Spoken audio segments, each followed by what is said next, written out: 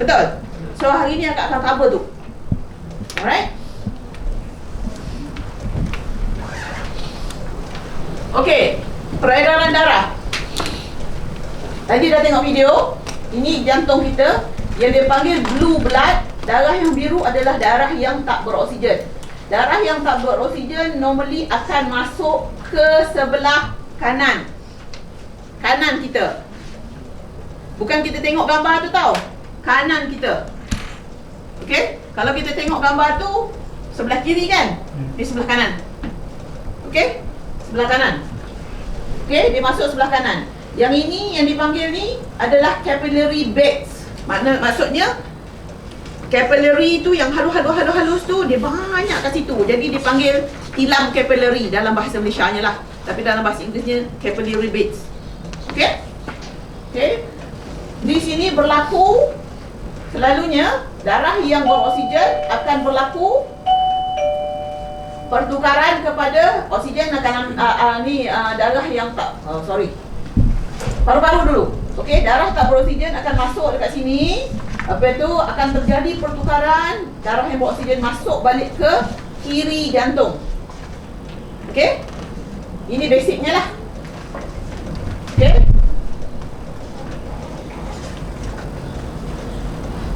So, darah sebelah kiri adalah darah yang beroksigen. Sebelah kanan adalah darah yang tak beroksigen. Mana akak punya jantung punya tu tadi? Okey.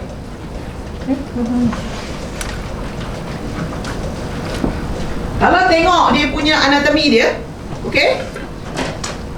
Yang kanan dia nipis saja kan? Otot-otot dia, masa dia. Yang kiri adalah tebal. Okey? Perasan jadi yang ini korang kena faham. Sebab sebelah kiri ni, sebelah kanan ni adalah dia ngepam sikit je daripada jantung ni, dia pam sikit je pergi kat sini. Nampak? Okey? Dia pergi dekat sini, dia pergi dekat sini, kat paru-paru je. Pasal tu dia punya tu nipis. Ventricle kanan ni nipis. Tapi bila tiba part ventricle kiri, tengok banyak mana dia punya otot dia. Okey?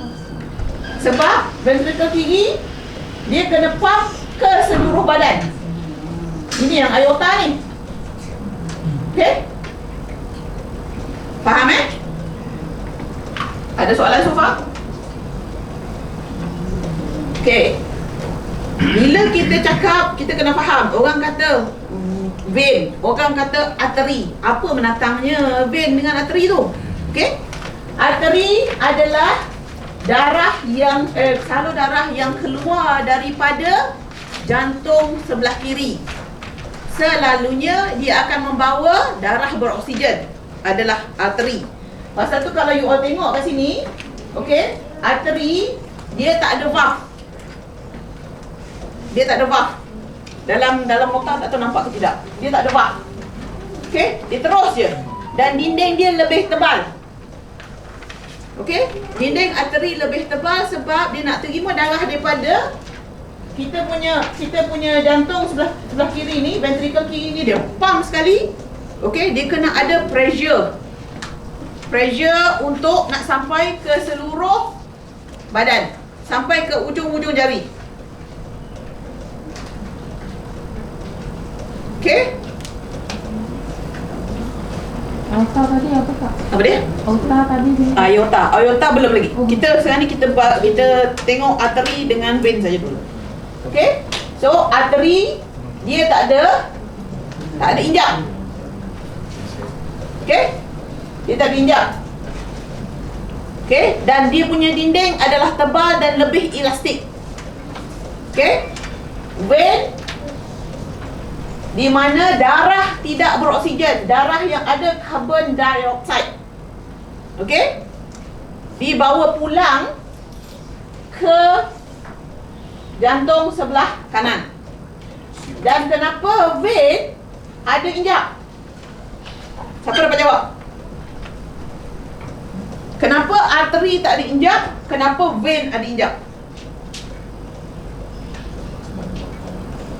Dia tak nak keluar balik. Sebab ini, kalau yang ini diturun ikut graviti pergi ke kaki kan, ke kaki ke semua kan. Tapi kalau vein ni dia nak naik ke atas ni, kalau tak diinjak, darah akan berpusing balik. Dan ini lah kenapa korang ada varicose vein berpuntal kat kaki kan.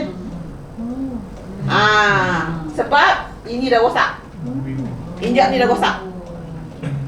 Nampak? Okay, connection dia. Faham Jadi bila lagi satu, dia ada valve sebab dia nak kena kontrol juga masuk dekat dalam jantung ni. Sebab kalau masuk dekat atrium ni, dia kalau tak kontrol sekali boom macam tu pun parah juga. Jantung pun nanti tak boleh nak kontrol dia darah. Jadi dia perlu juga macam stage by stage untuk darah masuk. Muka blur. Faham tak? Dia dulu ekonomi. Injak dekat pen tak apa. Tak, itu akak cakap banyak informasi baru. Dah ekonomi belajar bayu mana boleh.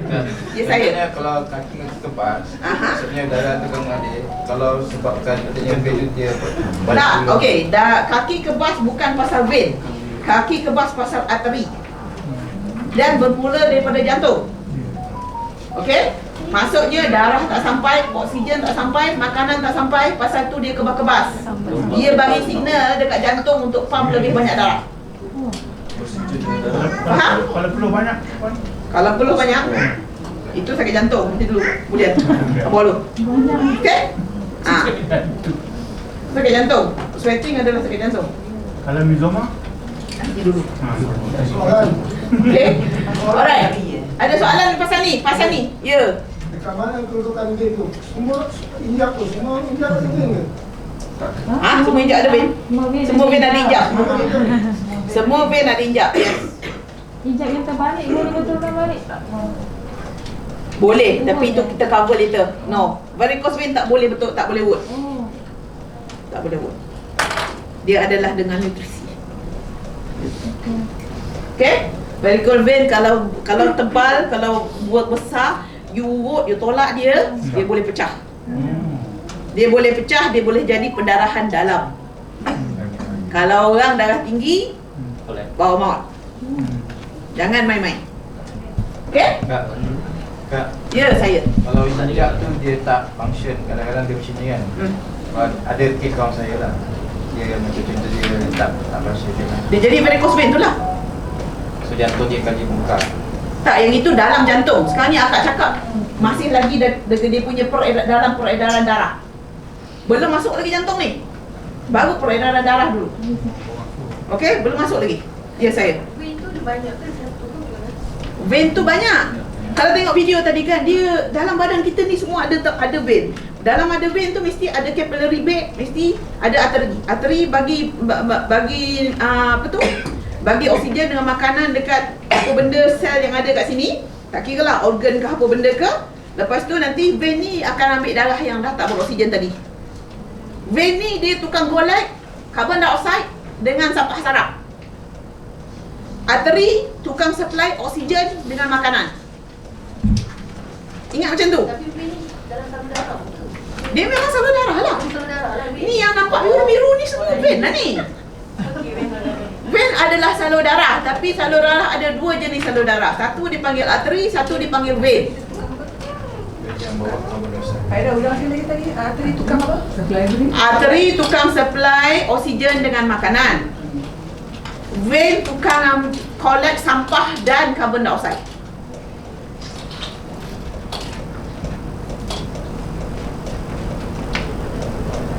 Okay? Ikut warna tu lah kan?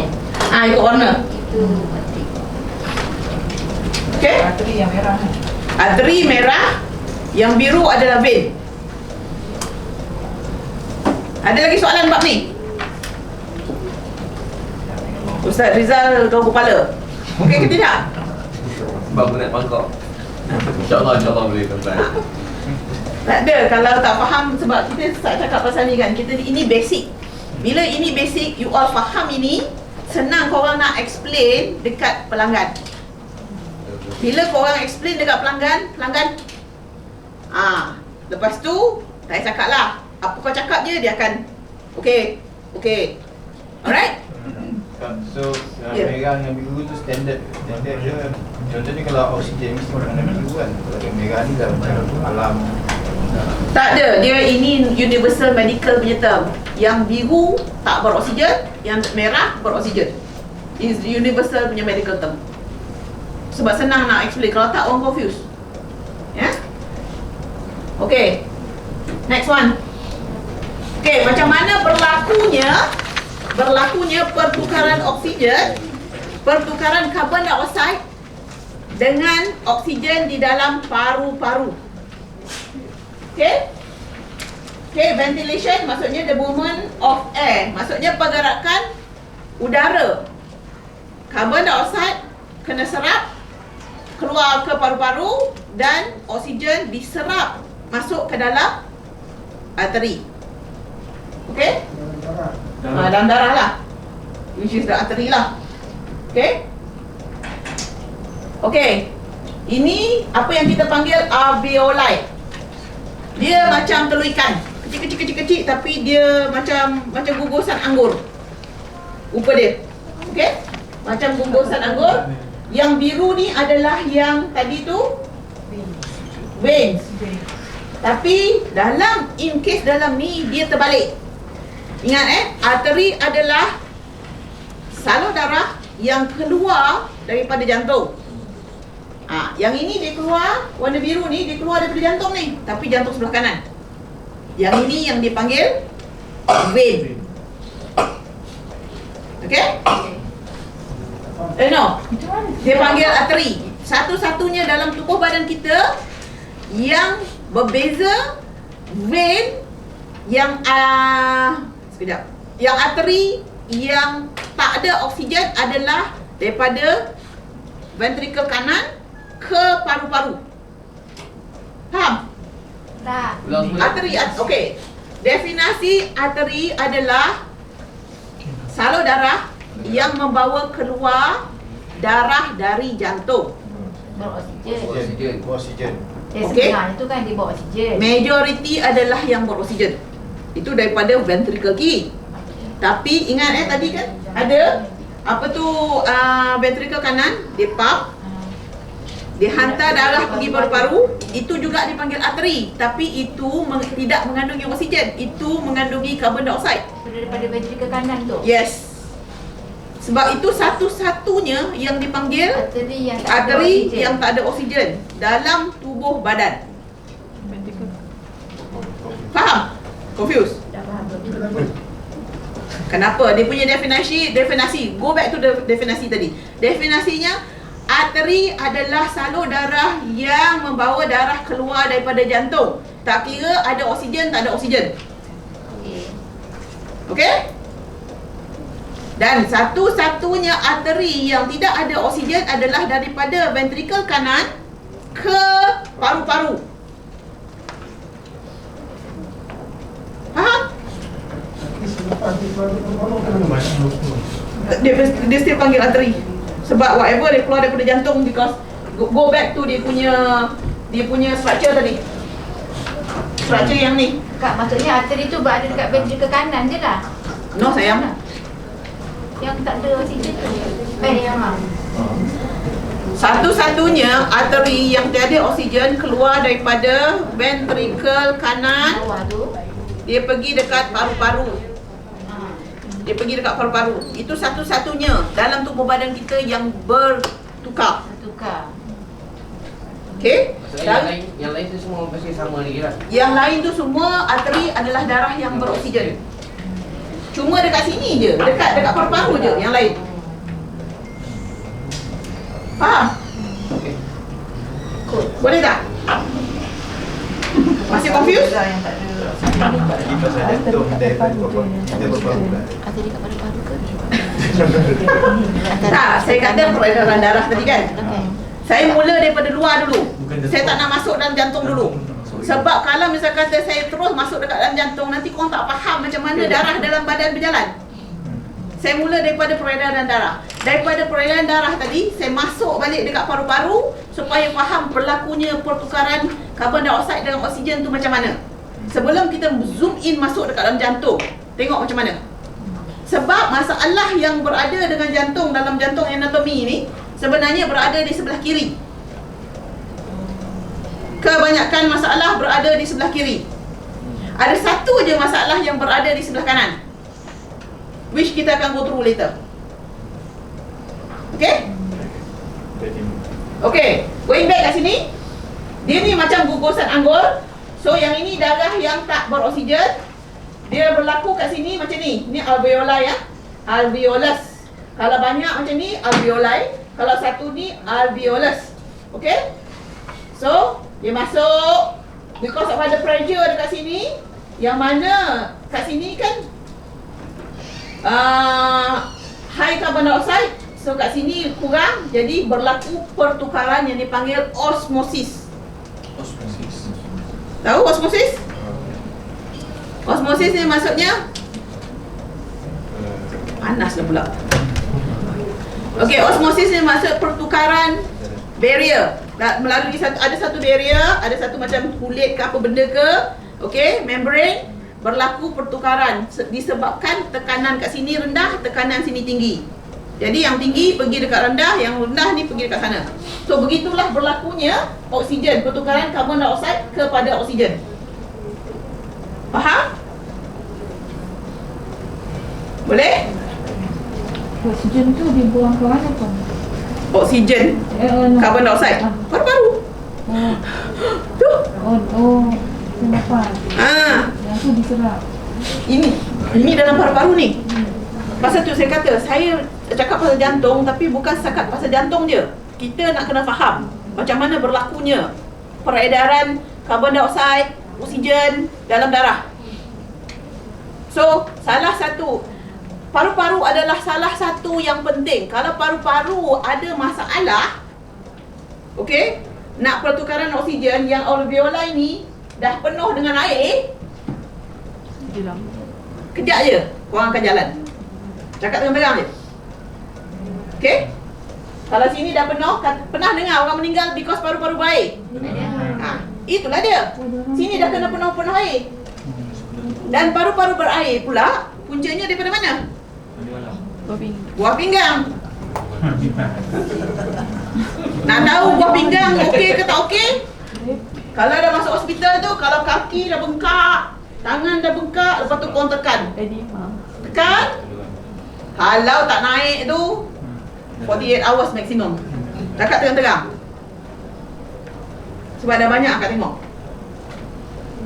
Okay? So, ini penting nak kena jaga. Jangan bagi dia berair. Pasal tu, Ustaz Syahidan letih. Jangan mandi malam. Inilah dia. Kan? Nampak tak connection dia? Okay? So, yang ini dah faham ya? Dah faham? Okay. Next. Sekarang baru kita masuk pasal rupa-rupa bentuk jantung. Okay? Ini adalah yang sebelah luar. Yang ini adalah sebelah dalam. Okay. Akak cakap tadi darah yang tidak beroksigen dibawa masuk ke atrium kanan. Darah tak beroksigen dalam ni adalah yang berwarna kelabu. Yang ini superior vena cava, maksudnya datang daripada atas, daripada ke kepala, daripada atas. Inferior vena cava datang daripada bawah. Dia ada dua. Okay? So vena cava, vena is vein. Okay? Masuk ke atrium. Kenapa dia panggil atrium kat situ? Kita ada 4 bilik, kita ada 2 atrium, kita ada 2 ventricle. Kenapa dia panggil atrium? Tempat kita receive tetamu kan. Kalau dekat rumah kan macam living room kita kan.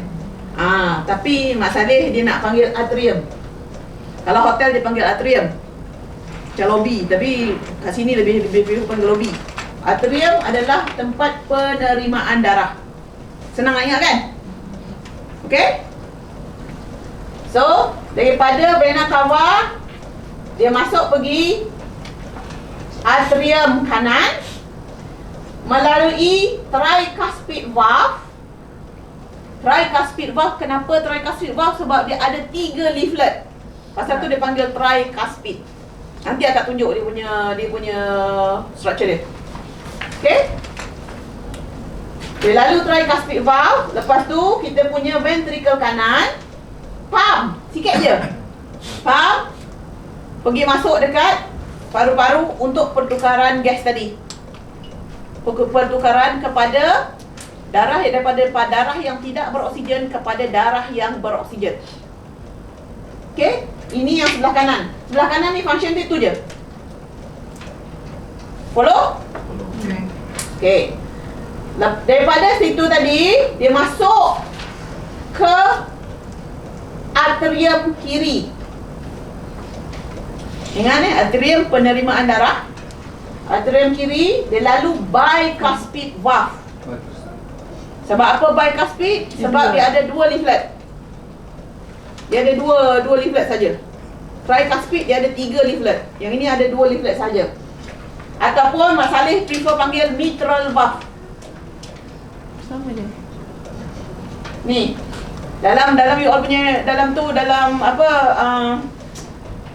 yang ini ada. Yang ini you all perlu besok untuk nak explain dekat you all punya pelanggan ni. Pasal tu akak bagi as a bonus untuk siapa yang attend kelas hari ni. Okay?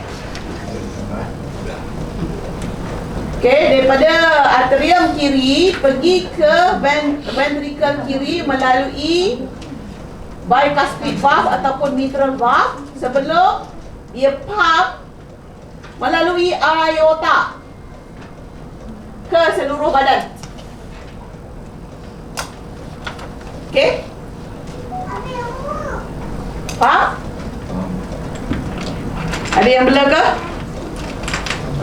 Sebab aimnya akak nak pastikan orang faham yang ini. Sebab kalau tak nanti korang tak boleh nak explain dekat orang. Okay? Ini asas. Ingat je, jantung ada 4 bilik. Ada atrium kanan, ada ventricle kanan, atrium kiri, ventricle kiri. Itu je yang korang nak tahu. Sementara akak dah menunjuk yang kat sini ni, akak nak bagi tahu. Siapa tahu jantung berlubang tu kat mana? Antara ventricle kanan dan kiri. Dekat apa? Septum. Yes. Kalau dia berlubang kat sini. Walaupun dia chinoid je, lebih macam sehalus rambut pun, kalau dia berlubang, apa akan jadi? Bocor. Bocor. Akan jadi Darah beresik. Dia terbalik. Darah bercampur. Lemas. pasal tu kalau orang jantung berlubang, dia lebam biru.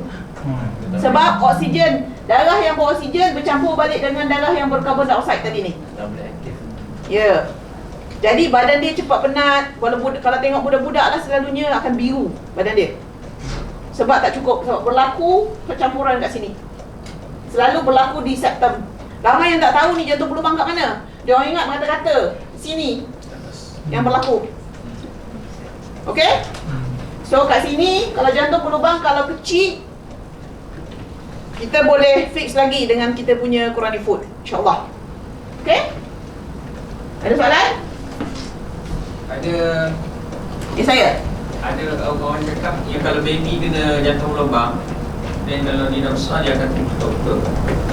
Betul. Pegang. Sebab baby dengan syarat dia punya nutrisi kena betul. Kalau nutrisi tak betul, sebab kita ingat jantung ni adalah otot.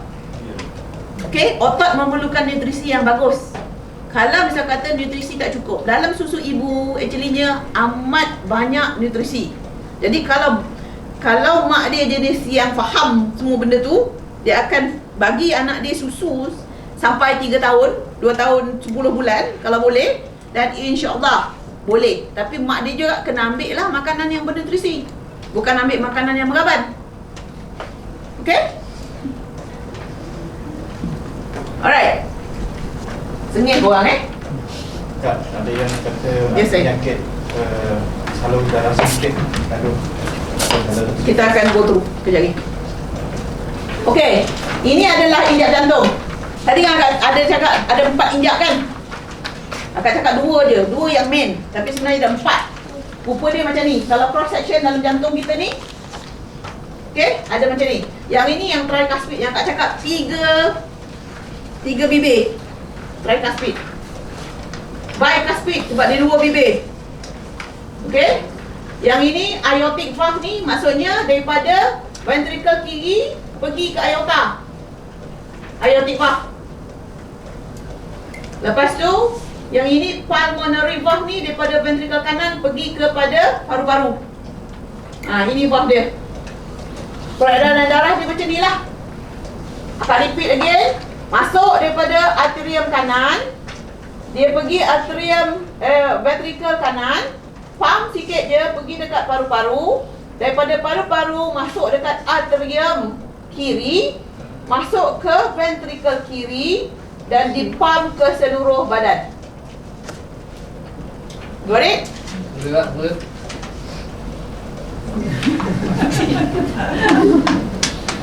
Darah yang tidak beroksigen masuk daripada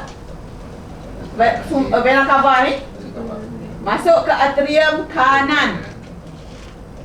Lalu tricuspid valve pergi dekat ventricle kanan ke paru-paru. Paru-paru tak ada lah dalam ni. Daripada paru-paru tadi, darah yang beroksigen masuk ke atrium kiri. Lalu mitral ataupun bicuspid valve pergi dekat ventricle kiri untuk dipump ke seluruh badan.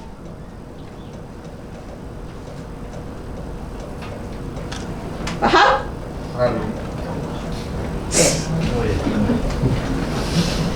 Okey, ini sekarang ni kita akan go straight pada masalah injap already. Okey, masalah injap already. Lepas ni, ada soalan tak? Kat sini. Proses pertukaran karbon ke oksigen tu. Sayang, tadi dah go through kan? Oh yes, sir.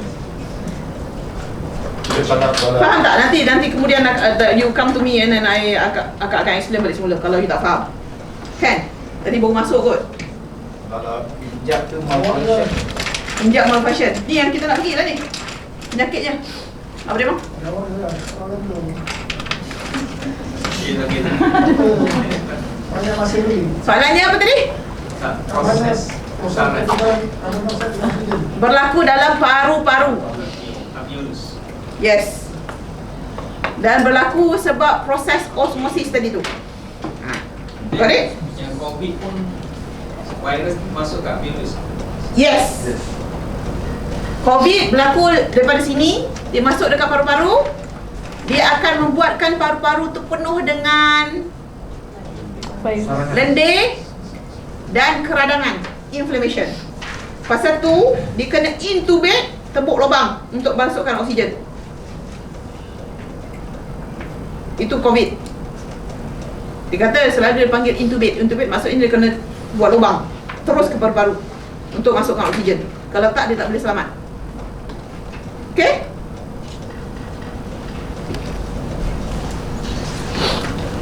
Okey, injak mitral ataupun bicuspid. Selalunya kat sini yang ada masalah. Okey? Tadi akak cakap injak dia rupa dia macam ni, dia ada 2 bibir. Okey? Ini daripada atas. Kita tengok daripada atas. Okey, tapi kalau kita tengok cross section, dia rupanya macam ni. Okey? Rupanya macam ni, dia ada banyak tali-tali halus. Macam wayang kulit kan? Dia main kan? Dia macam tu. Dia ada banyak tali-tali halus. Tali-tali halus ni adalah otot-otot muscle yang duduk menarik, membuka dan melepaskan untuk tutup balik valve tu. Okay, complicated sebenarnya. Dia tak simple macam ni je. Okay, so yang ini berlaku. Yang ini atas ni adalah atrium, bawah ni adalah ventricle. Okay, jadi bila dia tutup, dia jadi macam ni. Jadi bila ditutup, ventricle kiri ni dia pump dengan kuatnya melalui aorta, dia takkan berbalik-balik ke atrium. Tapi bila ada injak problem, yang ini tak tutup, dia akan naik balik kat sini. Atrium kiri. Okey? Puncanya adalah ni. Tali-tali ni. Selalunya sama ada sebab dia tak pandai jaga makan, tinggi kolesterol, dia jadi keras, lepas tu tak cukup nutrisi. Jadi dia akan sama ada putus, keras. Bila putus atau keras, yang ini dah tak boleh nak main betul lah. Jadi macam ni ya. Dia boleh disebabkan faktor genetik. No. Faktor genetik, kenapa doktor selalu cakap genetik? Sebab disebabkan adalah makanan. Fikir balik. Kita membesar dengan makanan mak kita masak. Kita suka apa mak kita masak. Jadi kita dah besar, kita ikut makan apa yang dia masak. Betul? Okay. Lepas tu kita dah kahwin, ada anak, kita suka panggil bini duk masak the same thing. So continue. That's why dia kata genetic. It's not genetic, it's food. Pasal ada kawan saya meninggal sebab Jantung ni dia punya valve tak function. dah keras lah ni macam ni. So dia menyebabkan jantung bengkak. Baru ni pun saya ada satu orang, tak, bukan meninggal, umur baru 20 berapa bang? 41 41. Datang jumpa saya, kaki dia dah bengkak lah. Dia punya sebenarnya lifestyle, gaya hidup dia kena selidik balik. Selalunya bila macam tu, maksudnya satu, gula dia tak pernah tinggal, nombor satu.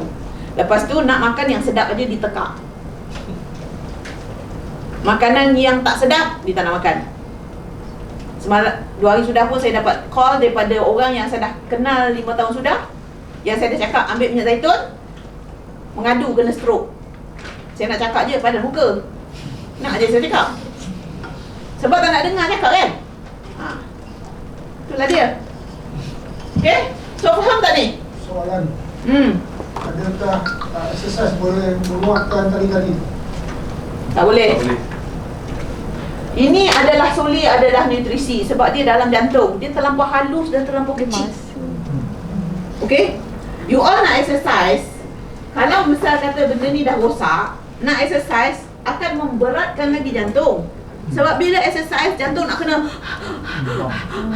okay, tu yang boleh kolaps tu. Tu yang lama-lama jantung dia bengkak. Okay, jawapannya adalah nutrisi. Jawapannya adalah minyak zaitun. Kalau kata main basikal betul kan? Basikal tak boleh. Tak boleh jalan. Kalau makan pun tak boleh. Jangan rosak. Sebab dia dah rosak. Punca utama dia adalah gula. So boleh jual review lah. Yes. Kelas ni akan ajar macam mana nak jual review. Kalau orang kata yang naik tangga bagi jantung sihat tu gimana pula?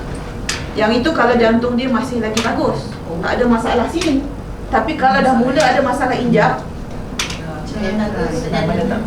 naik tangga, dia exert lagi banyak pressure dekat kita punya jantung. Bila dia exert lagi banyak pressure dekat jantung, jantung pam darah, lama-lama jantung tu bengkak. Nanti akan cover jantung bengkak tu.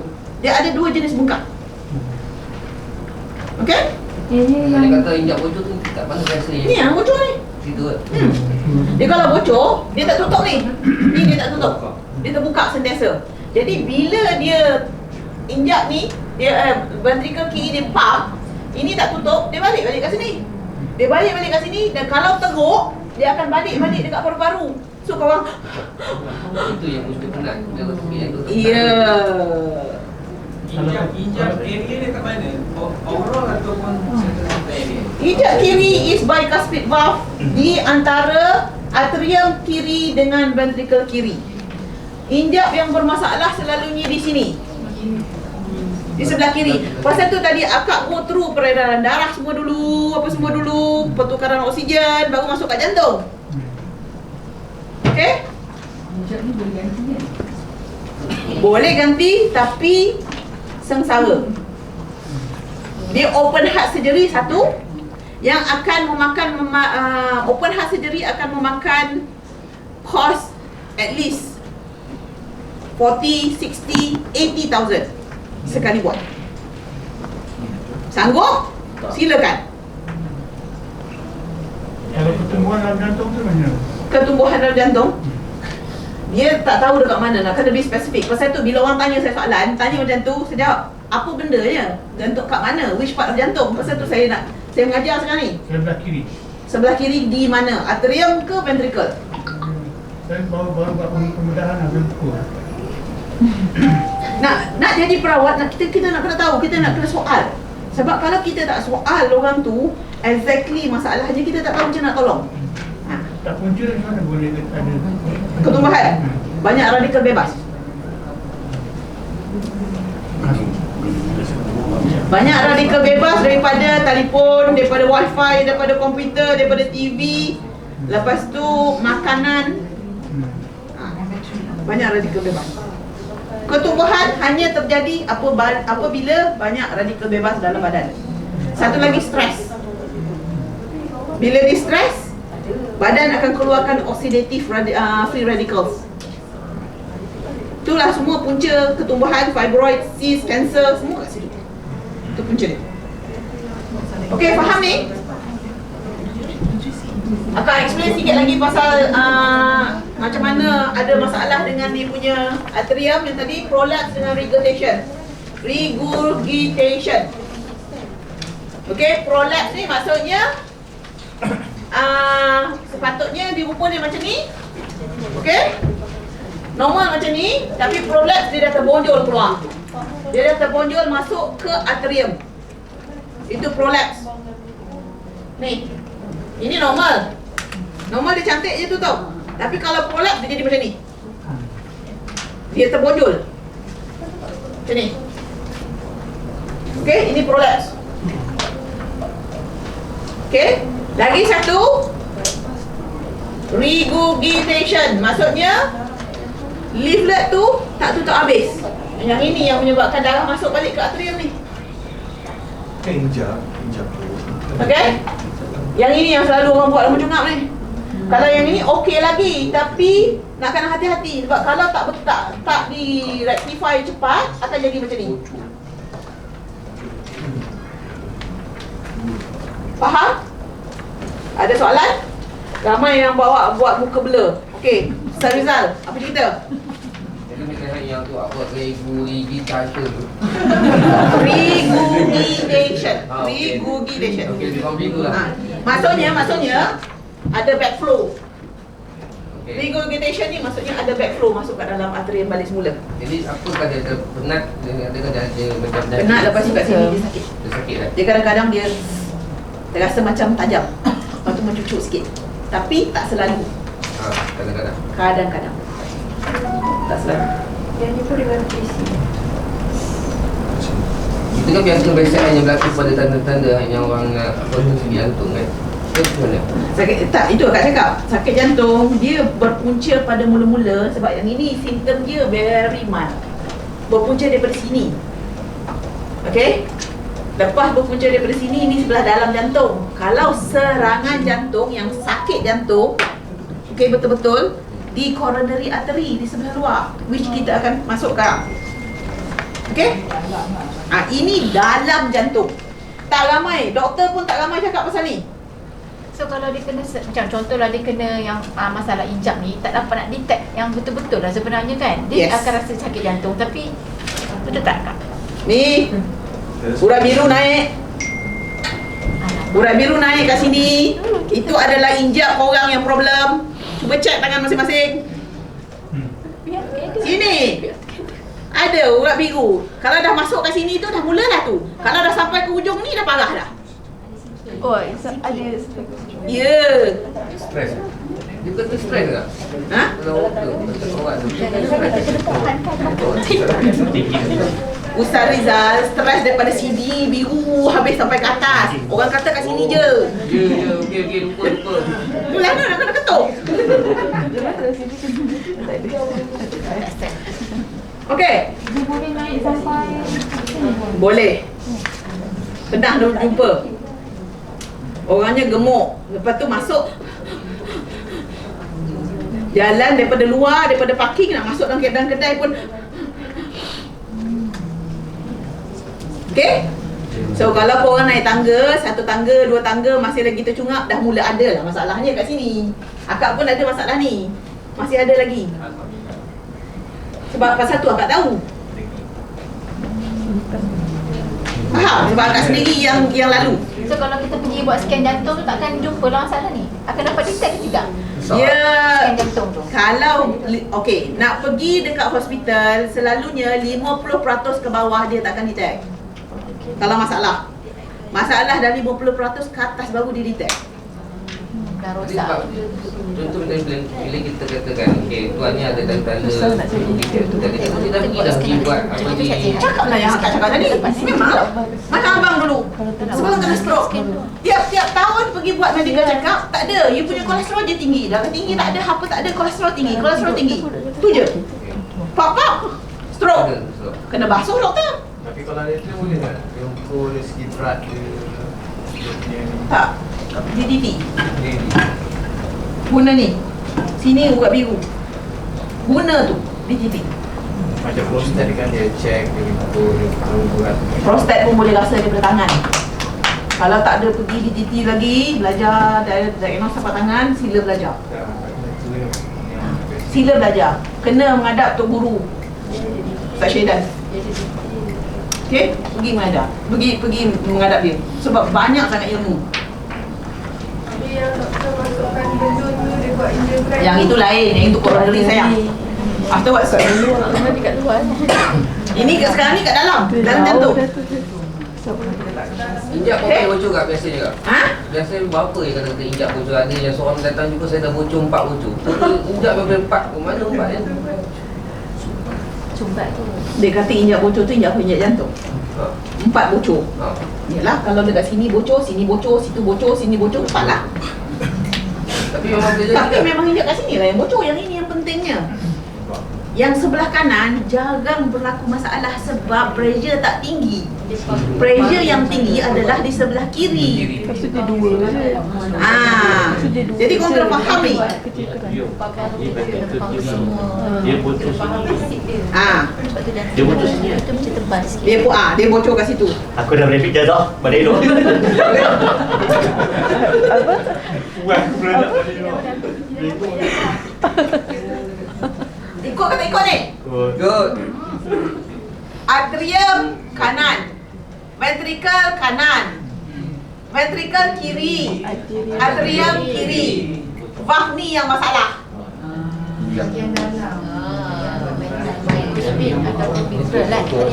Nampak tak? Sorry lah. Lupa nak tunjuk. Faham? Faham itu? Nampak jantung Aida. Nampak jantung Aida. Baru nampak. Masa yang pump sini, ventricle kiri. Dan atrium kanan. Betul. Yang mengepam hanya ventricle. Kanan pergi dekat paru-paru, kiri ke 10. Kanan tak faham. Faham, tapi pergi paru-paru saja. Dia punya masa yang faham tu. Okey. Cop. Cukup. Sabar. Jadi. Sabar. Okey, dalam jantung ada 4 bilik. Okey. Sorry ya. Dalam jantung ada 4 bilik. Kanan. Okey. Darah yang tidak beroksigen masuk dekat atrium kanan. Sini. Betul. Pergi lalu tricuspid valve. Pergi dekat ventricle kanan. Tidak ada pump kat situ. Yang ini pergi pump, sini tak ada pump. Okey? Yang sini yang mengepam. Ventricle kanan, dia pump, dia pergi dekat paru-paru, kiri kanan. Faham? Daripada paru-paru dah faham? Okey. Ada lagi yang tak faham? Kalau paru-paru rosak, macam mana dia tak pumpi ke paru-paru pula? Kalau paru-paru rosak, kau jalan lah. Kau ada bypass kat lain pula. Paru-paru dengan buah pinggang susah. Contohnya paru-paru ada orang punya TB kan. Ada macam virus yang dekat dengan paru kan. Saya semakin so dengan rawatan boleh balik. Masa kesan dia mesti ada kan paru-paru kan. Kesan dia ada, tapi Ajaibnya minyak zaitun dan ubi biru, sel yang dah rosak pun insya-Allah boleh diperbaiki. Dah proof dah dengan buah pinggang dia. Okey? Dah proof dah. Cuma kita yakin dengan tak yakin je. Ya, kiri kanan. Yang ini sebenarnya bila line biru, bukan line hijau. Biru. Line biru dia nampak kiri kanan. Boleh nampak kiri kanan. Dia kalau line yang biru kat sini, dia adalah injap satu lagi coronary artery pun kat sini. Pun biru. Tak cakap je duduk. Ini dah ada risiko ni, sakit jantung kan? Tunjuk kan ni? Tuan Haji, injap ni dah problem ni kan? Yang ini pun dah masalah ni. Cakap je macam tu. Okey? Okey, kita tengok video kejap. Tak tahulah boleh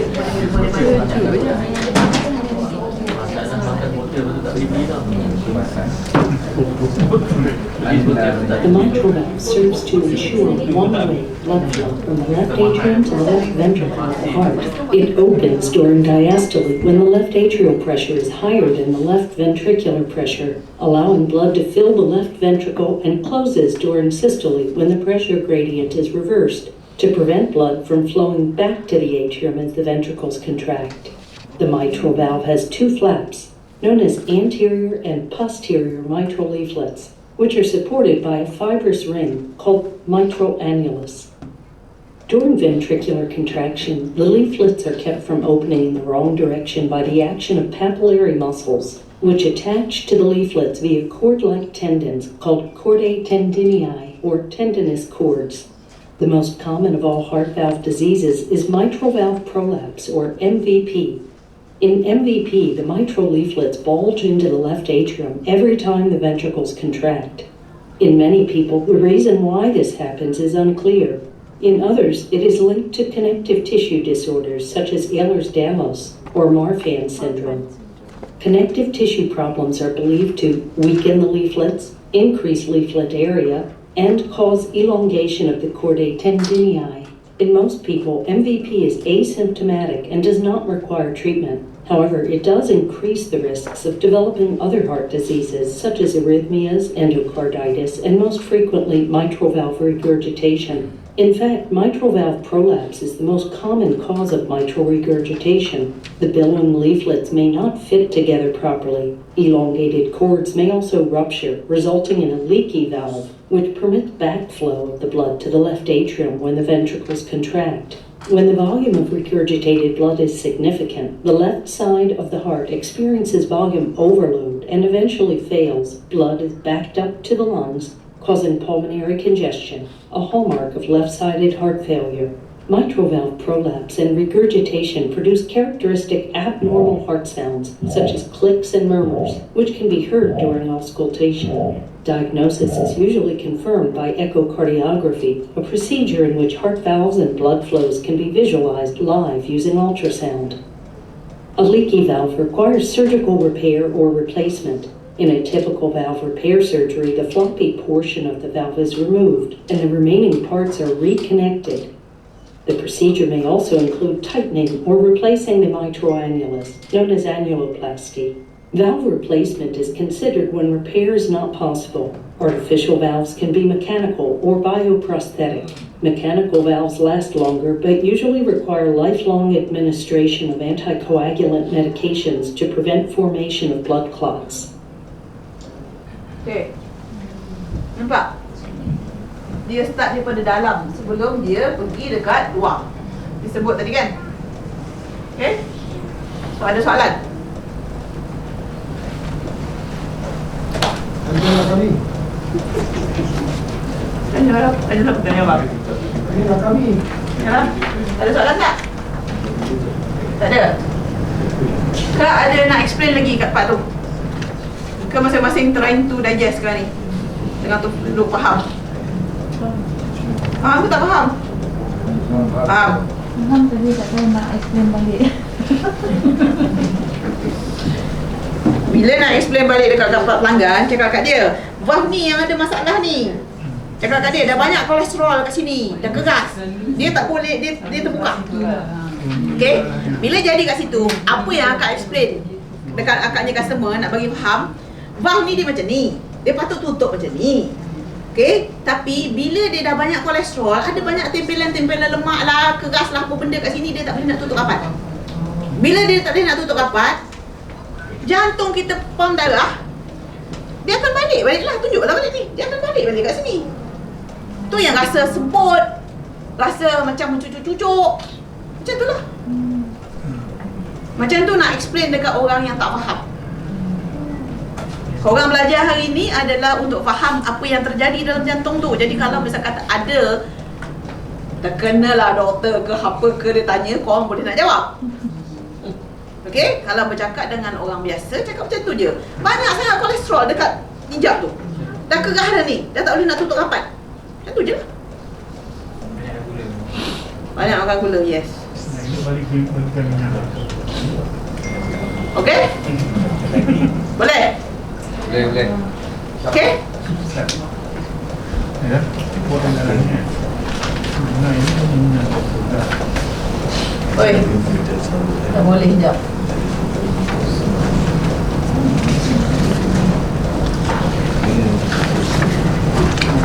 Tak ada diam, senyap. Okay.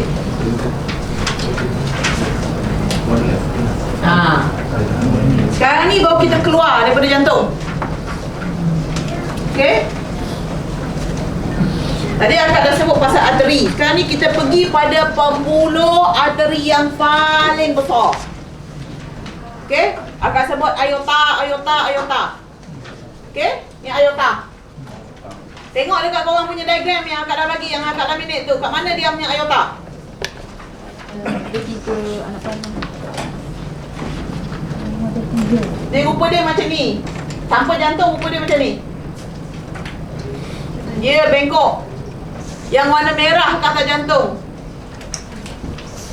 Yang ini aorta. Kalau dekat sini yang ini.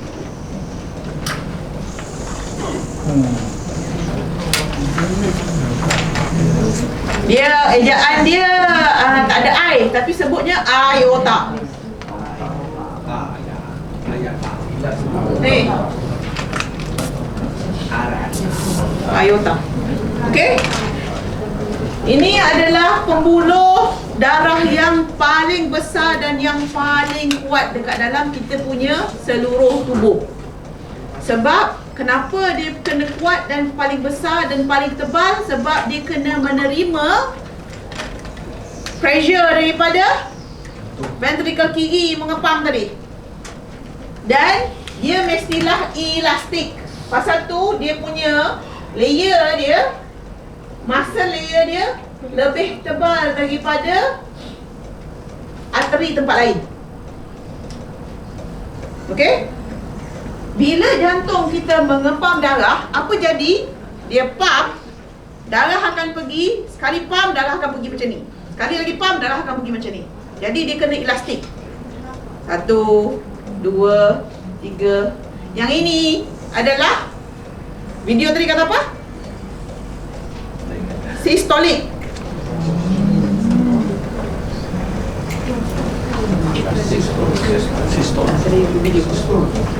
Ataupun dalam orang putih panggil sistole. Kalau kat orang Melayu sistolic. Story atas ya. Atas. BP sebelah atas. Itu connection dia dekat jantung you all. Masa darah dipump ke seluruh badan. Yes.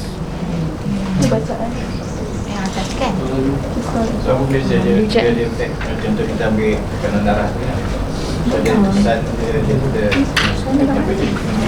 Sebab bila kesan dia dekat, kenapa kita ambil blood pressure dekat pada sini? Sebab ini ni dia pergi terus dekat sini. Paling dekat dekat jantung.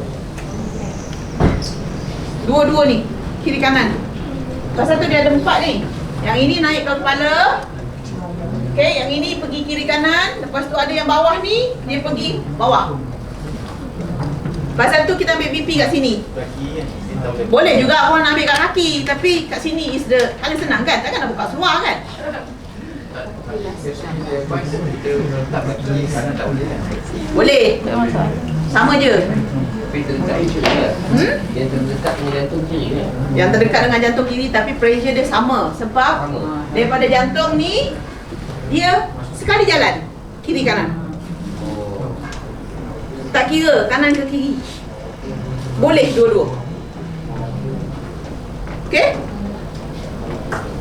So akan nak emphasis ni pasal ni. Sebab lepas ni kita nak sebut pasal aorta. Apa masalah dengan aorta? Sebab dah pernah jadi orang aorta dia bocor, repair 80,000 setahun jalan. Okay? Sebulan eh? Sebulan tak? Kes kita Korea tu sebulan. Kenalan kami lah. Okey. Connective tissue, maksudnya tisu muscle dia. Muscle tissue dia memang tebal. Sebab macam Kak cakap tadi, dia pump, dia akan pergi 1, 2. Perasan tak apa benda ni? Perasan tak apa benda ni? Perasan tak apa dia? Nadi kurang lah. Astaghfirullahalazim. Aduh, hai. Tak nampak. Nampak lekuk je. Lekuk je tu. Yelah. Kalau nadi tu tak dep kan? Itulah dia. Betul. Ha. Dia kalau nadi tinggi, boleh kesan dengan jantung tak? Kalau nadi tinggi maksudnya jantung laju ada masalah lain. Ada banyak masalah berkaitan dengan BP semua tu. Okey? Faham? Jadi So? ada beza lah kalau kita check nadi tu kan. Kalau pagi, nadi. Of course. Pagi bangun tidur badan kita relax. Muscle kita belum banyak bergerak. Tengah hari kita dah banyak berjalan. Petang badan kita dah mula rasa penat. Memang akan ada beza. Tapi paling bagus kita nak check tu bila. Nadi. Pagi tu adalah indikator. Tapi in a nutshell, kalau kita punya heartbeat selalunya dalam berapa bang? Lupa dah. 70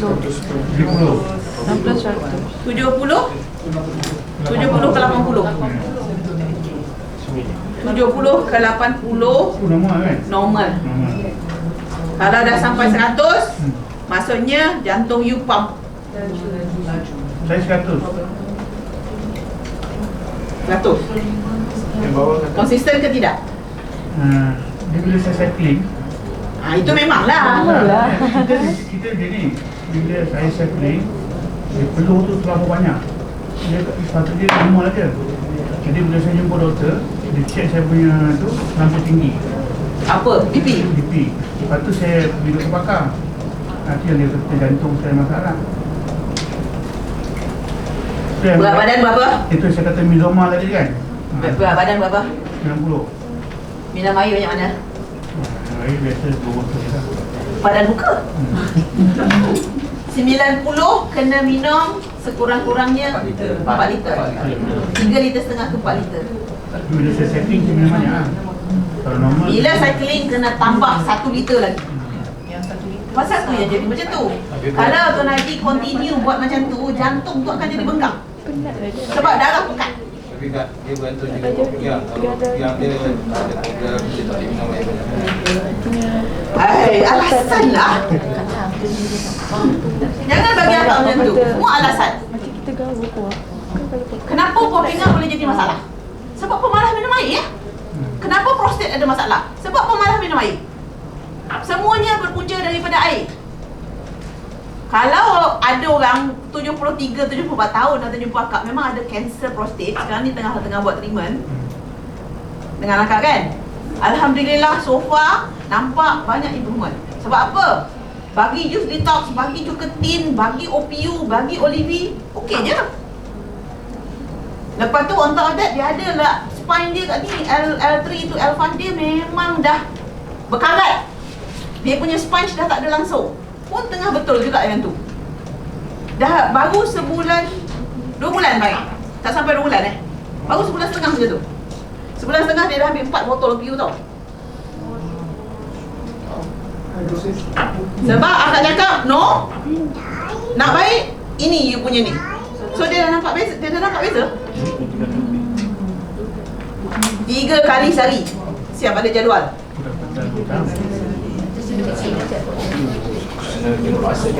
Tak sudut besar ke? Tak, masih sudut teh, tapi 3 kali sehari. Kak, kalau jantung berdegup laju dalam masa 5 saat? Itu emosi. Takut.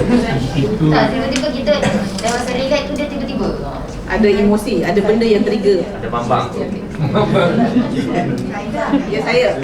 Kalau dalam kes anxiety tu, sebenarnya memang jantung tu sendiri dia bergerak laju atau kita punya mindset sahaja atau Dia memang bergerak laju sebab emosi kacau. tak stabil mindset lah. Dia punca daripada sini. Sini kata, aku ni ada masalah lah. Jantung punca kat sini. Okay? Okay. Cakap pasal yang ini kan.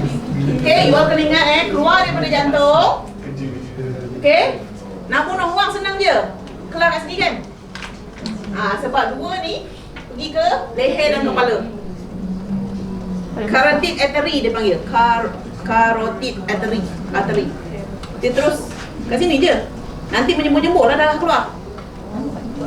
Sebab ini direct daripada jantung. Okay? Kalau orang nak bunuh diri, dia kelar kat sini sikit je. Dia kelar kat biru ni. Nak mati dia. Sebab itu vein. Jauh. Faham? Faham? You all kena tengok connection dia. Okay? So, yang ini dia pergi dekat tangan kiri, tangan kanan. Yang ini pergi dekat leher dan kepala. Lepas tu sini pergi dekat bawah. Yang ini nanti lalu dekat bawah pinggang. Lalu dekat semualah organ kita kat bawah ni. Okay?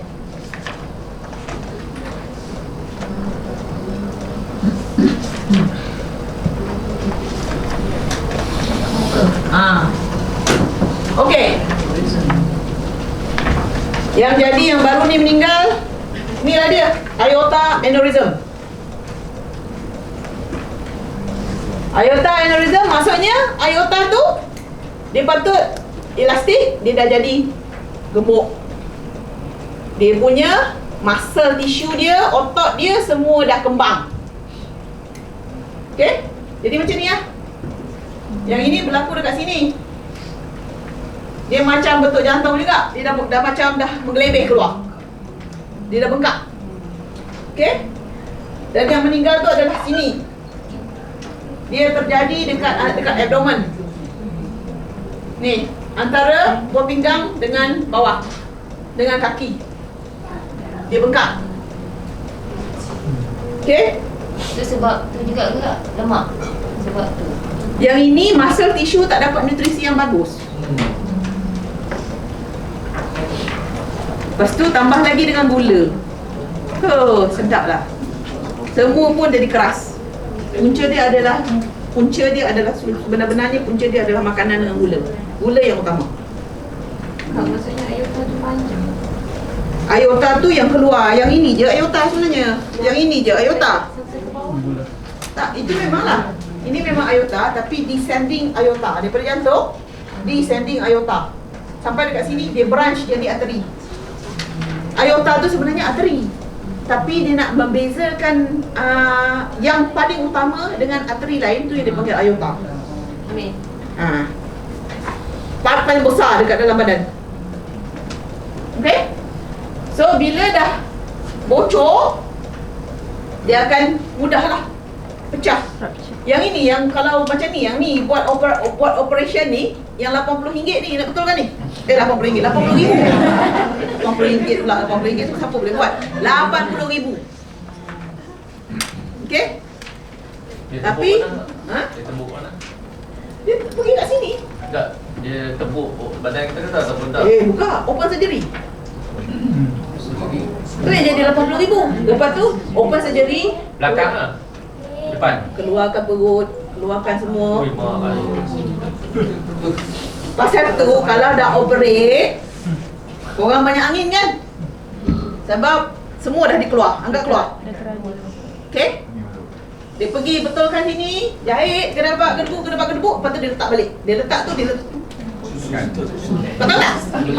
Macam kau tepek roti canai. Bukan sebab dia masuk kamera. Laparoskopi tak boleh buat. Laparoskopi hanya benda-benda yang ada yang boleh buat, tapi yang selalunya tak. Okey? So bila kat sini dah bocor, dia ada dua juga. Kadang-kadang dia internal layer tadi. Ingat tak tadi yang kau kata ada muscle yang besar, lepas tu ada internal layer dia kan? Internal layer tu kalau dah bocor pun dia akan buat dia bulging juga macam ni. Pseudo aneurysm.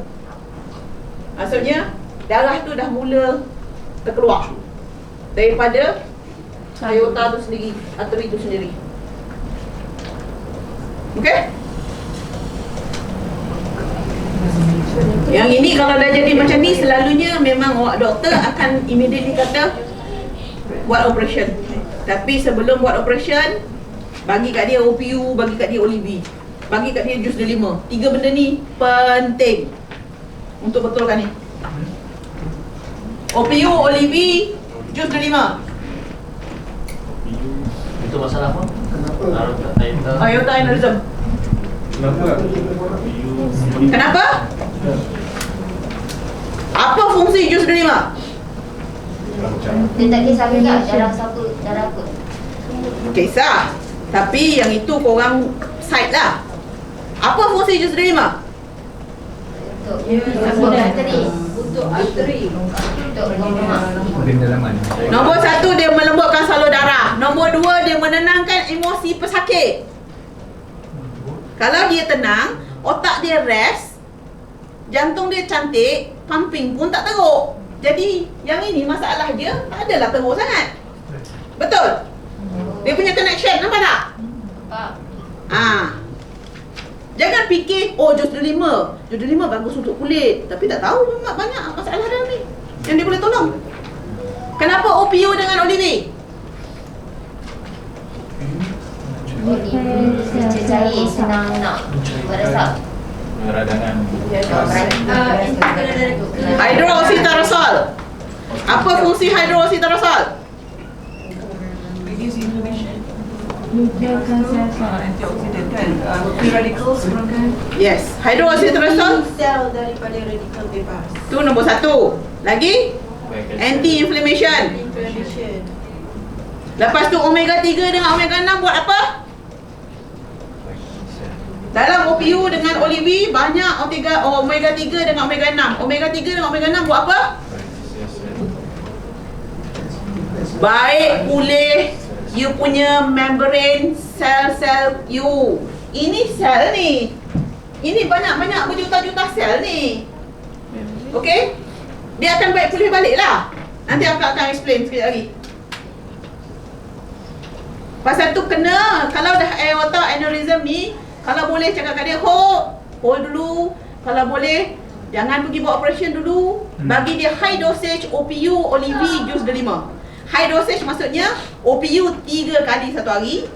Monitor untuk 2 minggu. Tengok jalan tak jalan, ada simptom lagi ke tidak. Kalau tak boleh, naik 1 sudu besar 3 kali sehari OPU. Olivi 2 sudu besar dengan 1 sudu teh OPU tadi, 3 kali satu hari. Olivi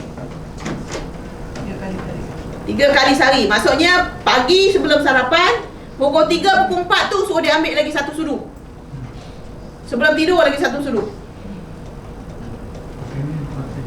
Jadi OPU tadi apa? 1 sudu teh, Olivi 2 sudu besar.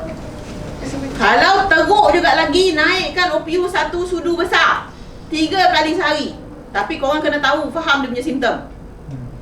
Jangan main bagi mendadak aja. Teruk tu maksudnya simptom dia persis. Simptom yang dia rasa masih lagi sama, tak ada perubahan. So you perlu high dosage. Jus delima 100 ml sekali ambil 3 kali sehari. Sama. Time ambil OPU, terus ambil Olivi 2 sudu, terus ambil jus delima 100 ml. Sekali makan. Sekali jalan. 3 kali tak? Dalam kes ni tak ada tunggu lepas makan. OPU, Olivi, jus delima, direct. Tambah stok juga. Ini kita teruk ni lah. Okey? Faham? Faham. Okey, ada soalan? Ada? Kalau lepas ni akak buat spot quiz, masing-masing boleh jawab Mampus. Ni jawab boleh doktor Allah Alam. Tak apa, belajar sebab kau sepatutnya. Pasal tu akak bagi ni tau. Sebab bila dalam kelas akak cuba buat praktikal, akak cuba explain dekat korang supaya korang boleh ingat macam mana, supaya mudah korang nak muntahkan balik dekat pelanggan. Okey, pasal tu akak bagi ni sebab ini tool korang. Gunakan ni. Okey? Kuis tu buat jawapan objektif. Jangan tembak. Tak ada. Kena buat explanation. Okey? Akak move on Tadi sibuk dah cakap jantung bengkak kan? Ada 2 jenis jantung bengkak. Okey? Satu hypertrophic. Ya. Untuk lampu ke? Mana dia punat Punat. Punat yang mana? Punat dia di pusat. Punat di pusat. Okey. Okey. Normal punya jantung rupa dia macam ni. Dia biasa je. Dia macam ni lah. Ini exactly macam kita punya jantung lah ni. Saiz dia. Satu fist. Okey? Tapi bila jantung dah bengkak, dia akan kembang. Ada 2 bengkak. Satu hypertrophic. Maksudnya muscle-muscle tu dah jadi tebal dan keras. Ini akak dah bagilah dekat dalam grup jutawan tu hari. Tak ada style. Ada yang nak kena tempeleng ni kan. Ada.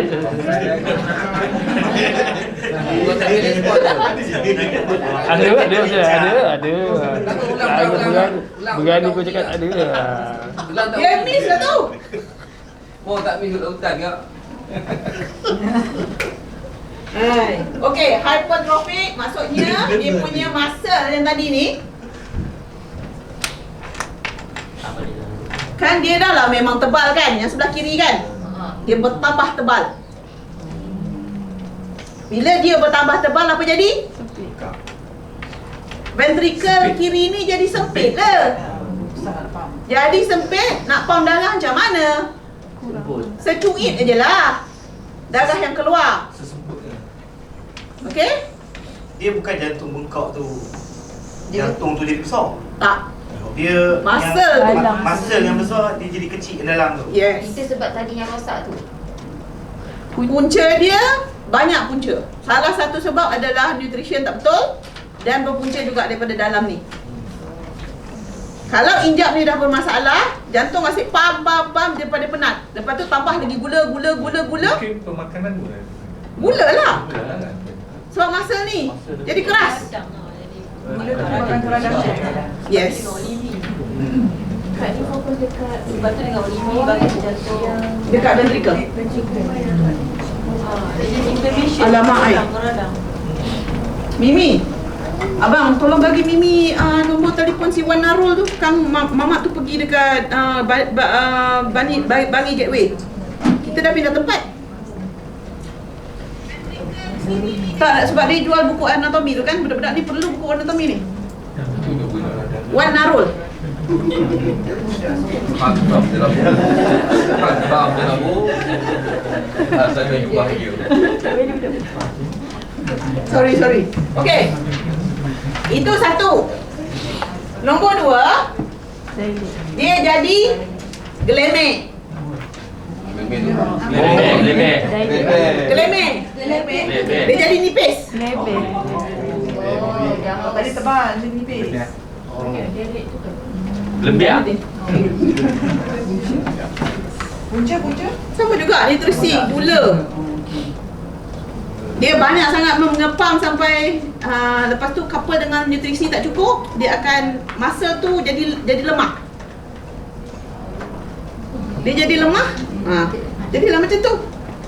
Jantung dia takkan mengembang besar tau. Sebab dia ada dia punya kardium dia, perikardium dia tu yang elastik yang akan kontrol dia punya shape dalam posisi yang sama.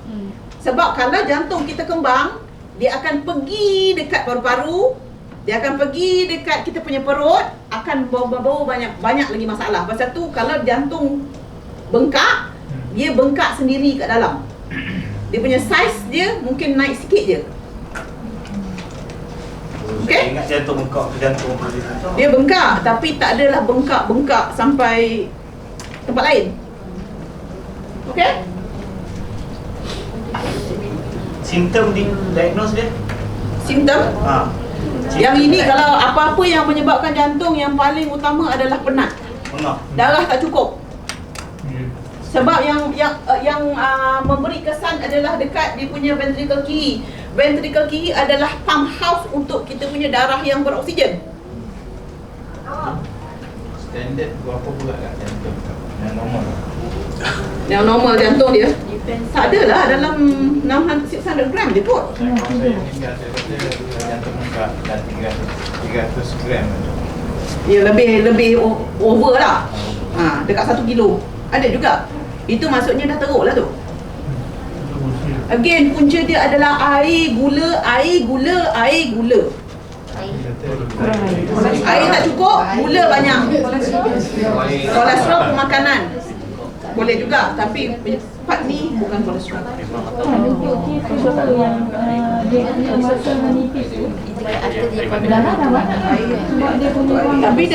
Tapi dia perlukan muscle untuk nak pump otot tu. Jadi kalau nak muscle dia dah nipis, macam mana dia nak pump? Pasal tu akak duk bising, air kena cukup. Tak cukup air, jantung masalah, darah tinggi naik, buah pinggang masalah, prostat masalah, semua masalah. Okey. Ada soalan? Stop dulu.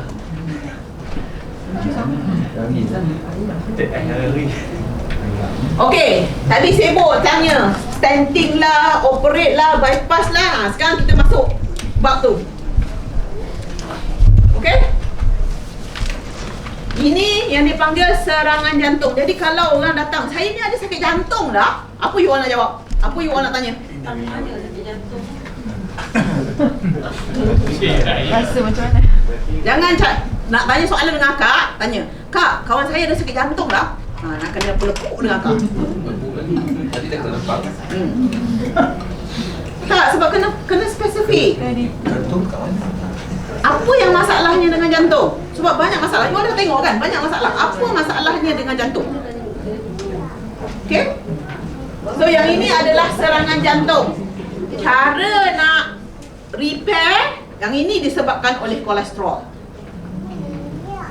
Okay? Kolesterol berpunca daripada gula. Gula ni dia masuk dalam badan. Ni salur darah Dia masuk, dia duduk toreh. Kolesterol duduk tampal. Lepas tu minum lagi, makan lagi benda manis, duduk toreh lagi, tampal lagi. Lama-lama macam ni lah.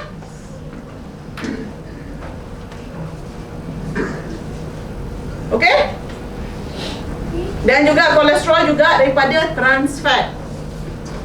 Trans fat maksudnya yang bergoreng, daging sedap kan? Banyak trans fat dalam tu. Okey? So dia ada dua cara nak betulkan. Satu, dia panggil buat belon. Ni buat belon. Okey? Buat belon yang ini dia pakai laparoskopi tu daripada sini kan. Akak kata tadi dia main terang dia daripada jantung, dia pergi dekat tangan kita kan. Lepas tu ada satu lagi kat bawah, dia pergi kat kaki. So dia boleh masuk daripada sini Wire tu dia masuk daripada sini ataupun dia masuk daripada sini untuk nak pergi ke jantung, direct ke jantung. Okey? Yang ini kalau nak buat apa dia? Kos dia satu stand kalau dah buat dekat AJN sekarang ni dalam 12,000. Satu stand lah. Satu belon 12,000. Dua belon 24,000. Kalau you regular customer macam ada kawan abang dekat SJMC, dapatlah 2,000 diskaun. Regular customer. 2,000 diskaun. Sebab regular, sebab macam-macam penyakit. Apa-apa dia pergi dekat SJMC lah. So macam tu lah. Okay. So apa yang dia buat, dia akan tunjuk video. Okay. Dia akan masukkan wire tu daripada sama ada daripada tangan ataupun daripada kaki terus ke jantung. Wire tu dia bawa juga belon. Dia bawa juga wire mesh. Wire mesh. Stainless steel wire mesh tau. Okay. Dia jolok pergi dekat tempat yang start ni. Okay. Lepas tu dia inflate the balloon. Dia pump balloon supaya balloon tu kembang. Balloon tu kembang, stand pun kembang. Bila dah kembang, dia tarik balik semula wire dengan balloon tu keluar. Dan yang ini akan tinggal di sini. Yang ini berlaku di sini, coronary artery, di luar jantung. Yang merah Jarang vein ni yang biru ni ada masalah. Yang selalunya yang merah ni yang ada masalah.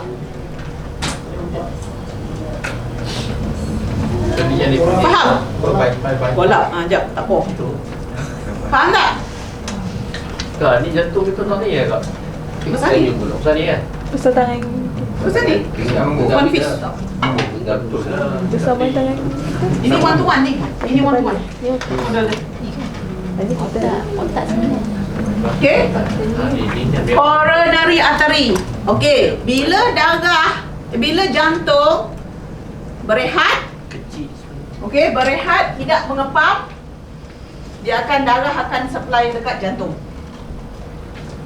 Bila jantung berehat, darah supply dekat coronary. Apa yang dia panggil?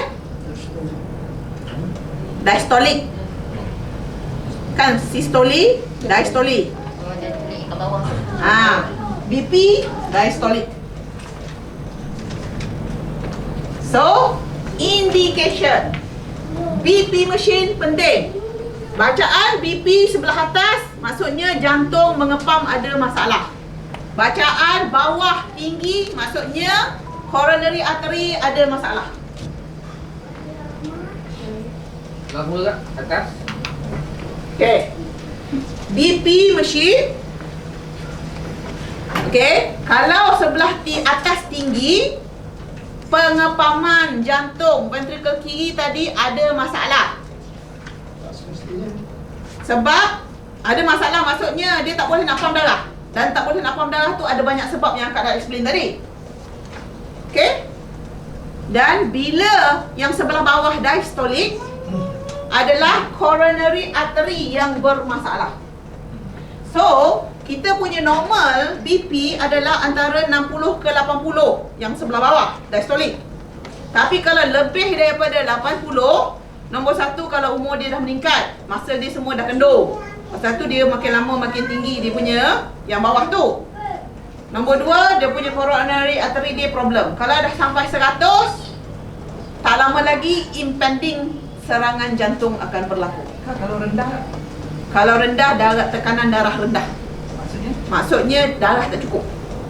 Parti dah 5. Olivi parti dah 5.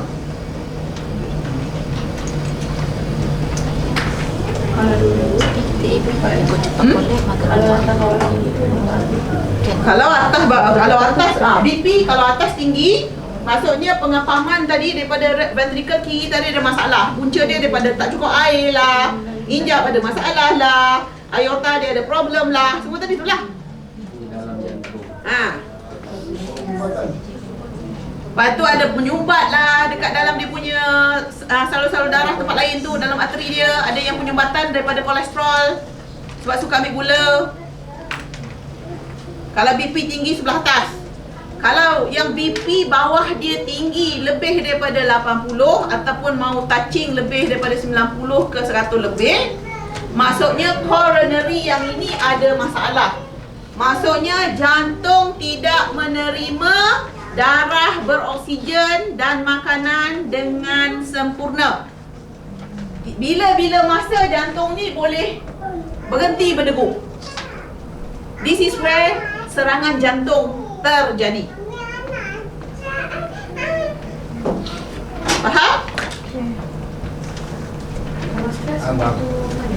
Stres dia kacau radikal bebas. Dia keluarkan oxidative stress, free radicals. Free radical dia kacau semua. First thing dia akan kacau anxiety dulu. Anxiety semua lagi. Okay. Kalau stres. Okay? Jantung boleh buka langit tak? Boleh. Tapi beratus ribu lah. Boleh pergi dekat China. Dia orang memang organ harvesting dia memang terror. Korea pun sama. Tapi beratus ribu dan macam lah. Jantung orang ke tak? Ya. Boleh. Tapi itulah. Yang pakai bateri ni. Coming. Okay? Ada soalan lagi? Stenting ni yang halus ni kasar tak? Stenting ni yang kasar. Itu akak buat research yang sebenarnya semua yang kasar. Yang coronary. Semua kat sini. Sekejap lagi akak tunjuk video. Tengok. Okay, ada soalan? Selalu kan selalu tu yang besar yang Kak, yang selalunya kalau yang bacaan yang bawah tu yang 90 ke 100 memang ada problem coronary. Memang dah menyumbat. Coronary tadi? Yalah, ya. Memang dah problem.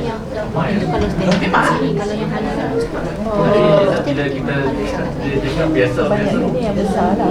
Tak biasa cakap. Sebab doktor tak sebut, sebab doktor tak nak dia orang risau. Bila dia orang risau, dia lagi laju. Lagi pamer, lagi laju, lagi teruk jantung.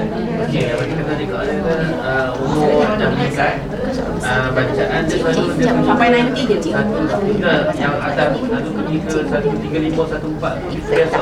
Kalau yang sebelah bawah ke sebelah atas? Sebelah atas tu biasa. Ada, dia ada. Ada 65, 6 itu biasa bagi dia. Nak kena tengok jugalah sebab jantung kita dah lama pakai. Kita nak kena tengok dia punya standard untuk ikut umur. Ada kan? Itu yang tak bagi kan? Ikut yang tu.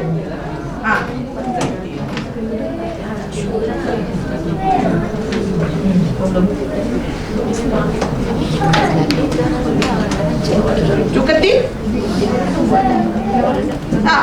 Cuketin buat dia tahu macam mana? Cukup. Kalau macam tu tak cukup. Okey, kalau ada apa-apa masalah, jus detox 3 kali sehari ya. Dan jus detox akan menguruskan badan juga. Okey, akan ada satu orang umur 23 tahun, badan 149 kilo. Dia buat dalam masa seminggu, dia dah turun 3 kilo. Jus detox.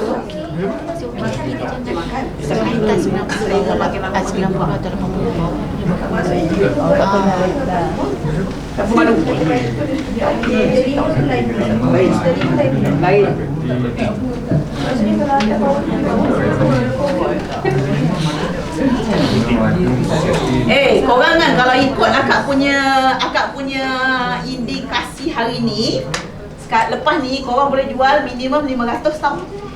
Minimum tau. Satu pelanggan. Kalau korang terror, boleh dapat 700, 800. Cakap terang-terang je. Tapi nawai itu nak kena betul.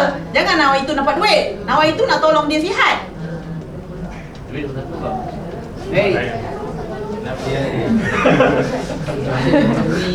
Apa dia? Apa dia? Duit tak kena niat, tak kena niat juga, tak kena beli. Tak ada nawai itu kita. Sebab bila kita bercakap dengan dia, kalau kita nampak duit, kita tak ikhlas. Kita tak ikhlas, Mesej kita tak sampai, dia akan tahu yang kita nak menjual barang. Kita tak nak benda tu jadi. Kita nak tahu nawa itu kita nak bantu dia. Tuan nasihat ke tidak? Nak buat nasihat, nak kena ikut nasihat. Jangan, alah tak apalah, Olivi je cukup. Bagi tahu lah. Kalau Olivi sahaja, dia punya nak baik pulih tu lambat. Tak cukup power.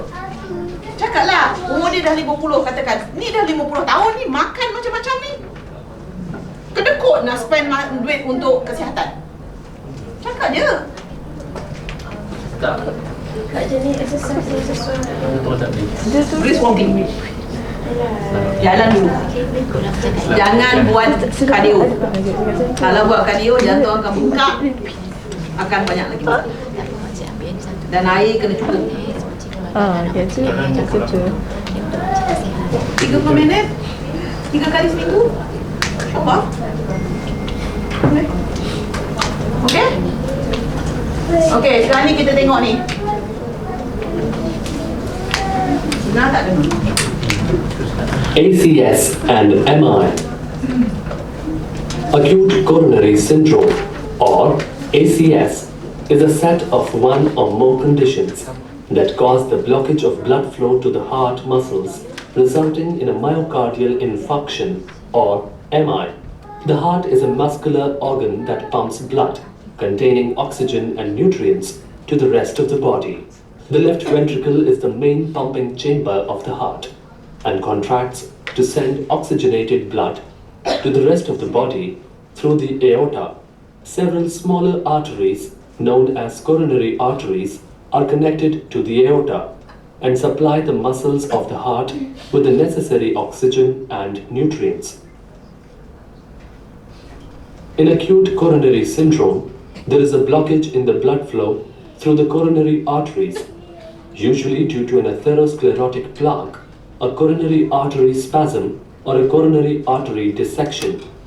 In atherosclerosis, the continued deposition of a fatty plaque results in the narrowing of the involved coronary artery.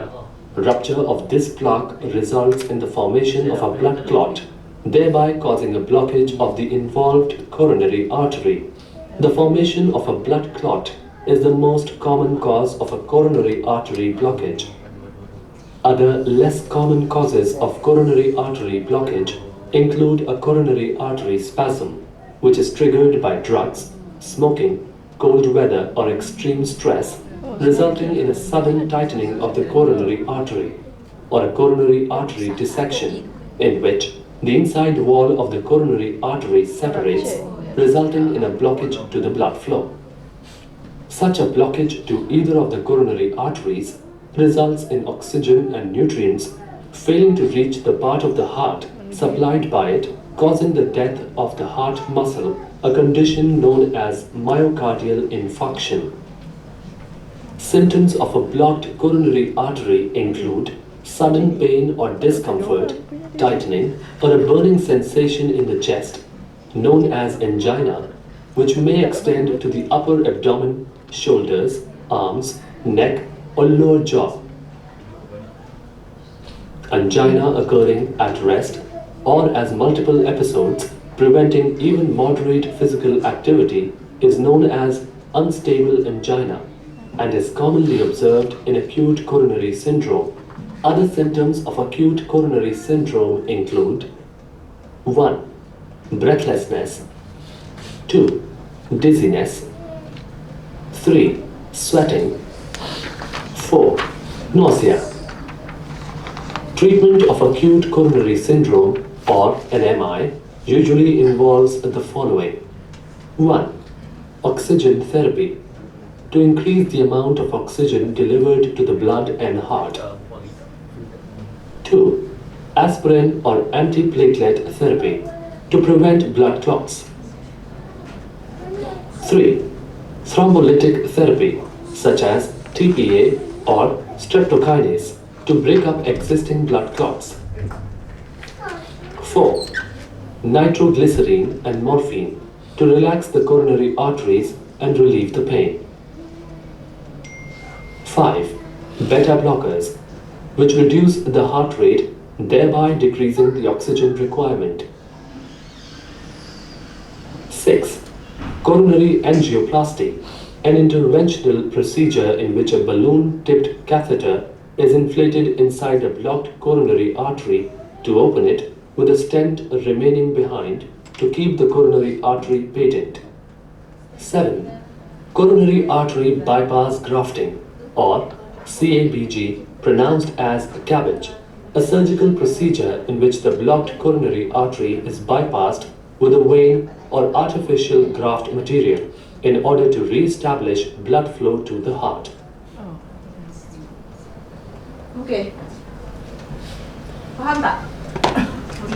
Dia kata tadi simptom dia tak boleh bernafas, pening-pening, nak muntah. Kan? Itu adalah serangan jantung. Ada soalan tak daripada situ? Yang tadi kalau orang tanya pasal bypass tadi kan? Yang tadi tu, yang cabbage, dia panggil cabbage tu. Dia ambil satu lagi tiub daripada aorta, dia bypass, pergi dekat, daripada aorta, di bypass, dia pergi dekat coronary artery. Tu yang dia panggil bypass. Bypass cost 60 ke 80,000 sekarang.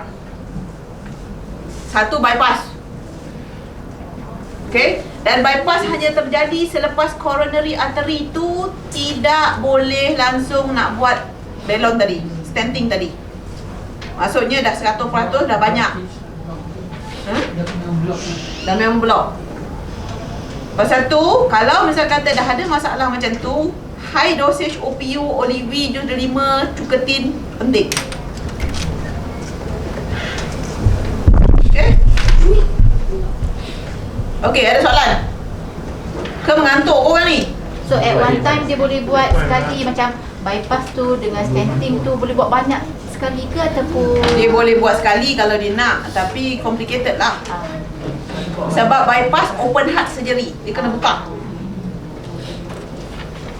Tapi dia ambil daripada keting, buah keting kat sini. Dia tebuk kat sini, dia ambil salur darah tu, dia sambung daripada aorta pergi dekat coronary. Itu bypass. Chances untuk ni kalau kau buat bypass? Chances untuk ialah jantung dia kembali. Jantung dia akan berfungsi dengan baik. Tapi kalau melantak lagi, buat bypass lagi. Kat lantik. Urat yang kat kaki tu dia tumbuh balik kan? Urat yang kat kaki tu dia selalunya dia akan guna benda lain untuk sambung balik. Tapi selalunya dia kecil je. Dia dah hujung-hujung dekat capillary bed tu kan. Okey lagi. Dia nak cari yang mana yang same size. Risiko kalau buat bypass, kalau dia ambil daripada urat kaki, daripada saluran darah kaki tadi, infection adalah risiko utama. Infection, jangkitan kuman. Kalau terkena jangkitan kuman dekat situ, dia naik balik lah ke jantung. Tinggi risiko. Jadi kalau misal kata orang nak sibuk sangat, nak okey lah, tak apalah, sekali kau tim semua buat bypass semua, keluar debu 80,000, yelah boleh. Risiko after that tu, kalau dia masih lagi tak nak makan produk, masih lagi tak nak jaga dia punya pemakanan, tak nak lagi minum air, semua tu lah. Dia pergi balik kat situ je, pusing-pusing kat situ je. Okay?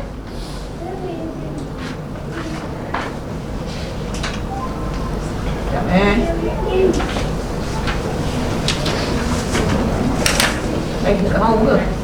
Come on.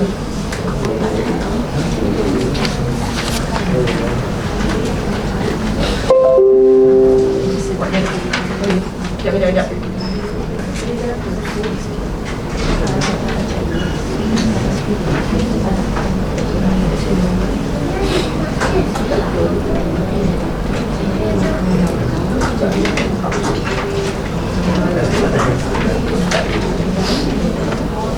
Kenapa? Hilang terus? Apa cerita ni? Mimi, tolong hilang terus dia. Dekat opak jantung.